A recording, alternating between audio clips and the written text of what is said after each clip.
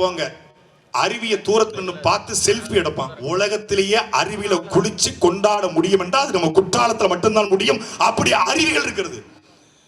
காஷ்மீர் கடுமையான பனிப்பொழிவு, போக முடியாது, ரசிக்கலாம்.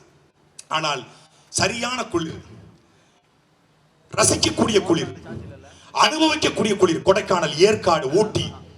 என்ன இல்ல ஒன்றை, என்ன இல்ல,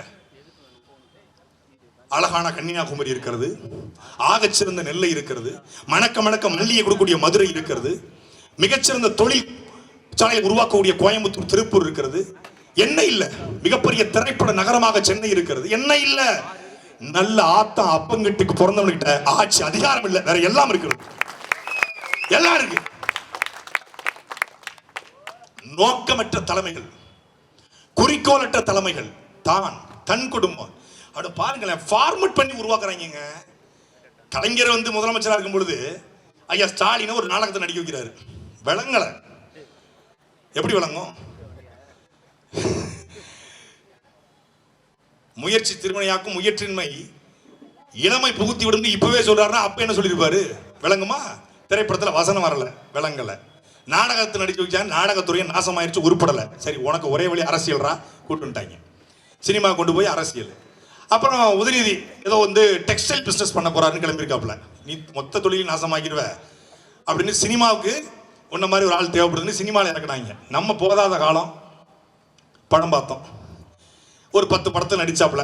நயன்தாரா, ஹன்சியா மோத்வானி, எமி சாக்சன், அப்புறம் நம்ம நிவேதா பெத்துராஜ்னு ஒரு 5-6 படத்தை நடிச்சாப்புல. அப்புறம் சினிமாலேருந்து அப்படியே அரசியலுக்கு தவுனாப்புல. திருப்பி அதே ஃபார்மெட்ல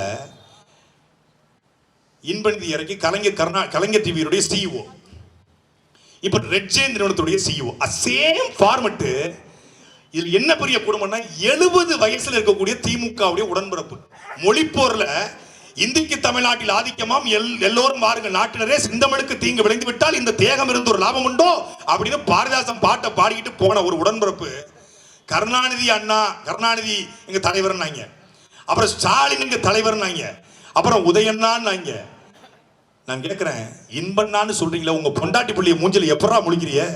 எப்படி முழிக்கிறிய? இன்பண்ணாவுக்கு கும்பிட வேண்டாங்க. எங்களுக்கு அந்த குடும்பம் மட்டும் தாங்க சரியா வரும். ஏன்னா எங்களுக்கு எங்க குடும்பமே சரியா வராது, எங்களுக்கு அந்த குடும்பம் தான் சரியா வரும்.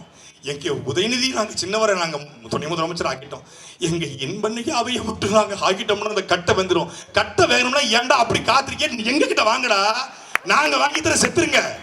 எங்க இன்பையாவ டேய், அது கருணாநிதி காலம், நீ ஆட்டம் போட்ட காலம். இது பிரபாகரன் பிள்ளைகள் வெகுண்டு எழுந்திருக்கிற காலம்.